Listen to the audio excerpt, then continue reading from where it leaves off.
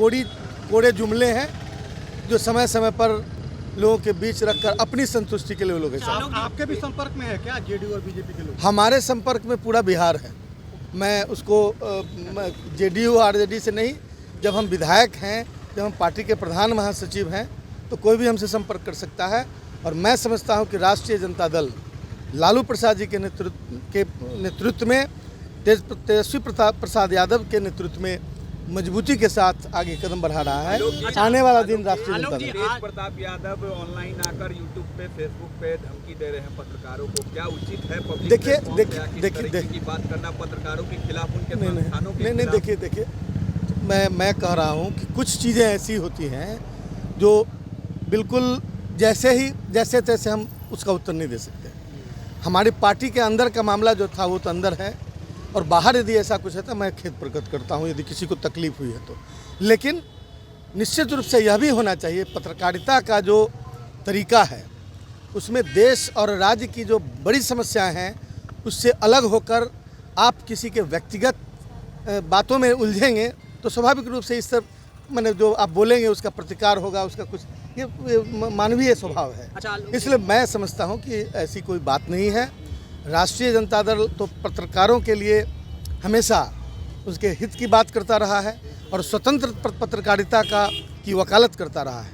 लेकिन विगत वर्षों में जो गोदी मीडिया की बात कही जा रही है, मैं चाहता हूं कि आप पत्रकारों की कोई गलती नहीं है, लेकिन ये मीडिया जो हाउसेज के अंदर काम कर रहा है, ये हाउसेज कहीं ना कहीं से मैनिपुलेशन हो रहा है, जिसका ये परिणाम है। अच्छा आलोक जी, जगदा बाबू को तेज प्रताप यादव ने हिटलर बताया।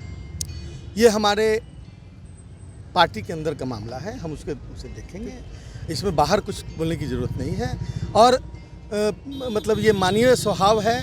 राष्ट्रीय जनता दल डेमोक्रेटिक भी रहा है, इस बात को आप जान रहे हैं, तो मैं समझता हूँ कि उसका हिस्सा है। मैं फिर बाद आलोक जी, लेकिन अभी कोई और नेता इस पे बोलता तो नोटिस निकल गया होता संभवतः, लगता है। ये आप अनुमान क्यों लगा रहे हैं? राष्ट्रीय जनता दल में पिछले चुनाव में बहुत सारे साथी जिनको किसी उम्मीदवार के चलते आक्रोश था, कुछ बोले, उस पर कोई कार्रवाई हुई क्या?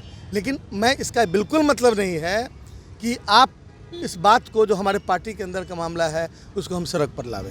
ये हम अपने सल्टेंगे। राम मांझी ने ऑफर किया है जगदा बाबू को, आ जाइए हमारे पास। नहीं, ऑफर मैंने ये ऑफर का कोई मतलब है क्या? पार्टी के प्रदेश अध्यक्ष हैं, उनको मैंने 3 विधायक वाली पार्टी ऑफर देगा कि आप हमारे पास चले आइए, माफ़ कीजिएगा, ठीक अवसर पर मिलती रही। अच्छा, आरजेडी में क्या उपेंद्र कुशवाहा कभी कहते हैं कि आरजेडी के कई लोग हमारे संपर्क में हैं, मांझी जी अलग ऑफर दे रहे हैं, जगदा बाबू को ऑफर दे रहे हैं कि आप हमारी पार्टी में आ जाइए, सब माने, तो क्या जो वो लोग दावा करें उन लोगों के दावे में कितना दम? आपको नहीं लग रहा है? आरजेडी चट्टानी एकता के साथ एकजुट है, और जहाँ एकजुटता होती है वहीं पर तोड़ने के तमाम प्रयास होते हैं। वो सारे के सारे उनका छेनी टूट जाएगा, लेकिन ये चट्टान नहीं टूटेगा। बस इतना ही मैं बताना चाहता हूँ। आपको लगता है कि लोग प्रयास कर रहे हैं तोड़ने? मुझे बिल्कुल नहीं लगता। ये सब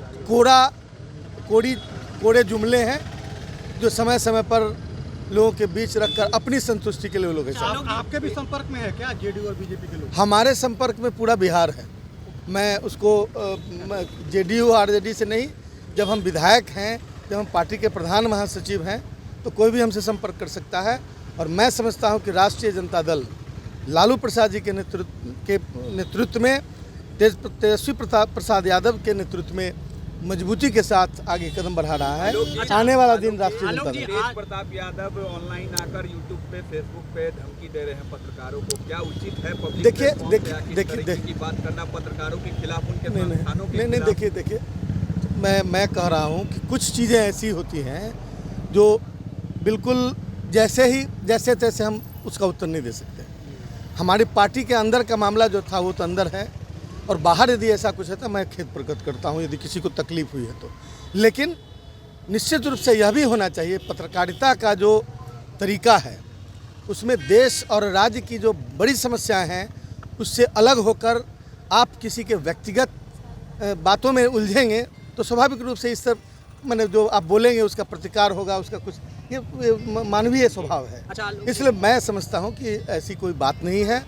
राष्ट्रीय जनता दल तो पत्रकारों के लिए हमेशा उसके हित की बात करता रहा है और स्वतंत्र पत्रकारिता की वकालत करता रहा है।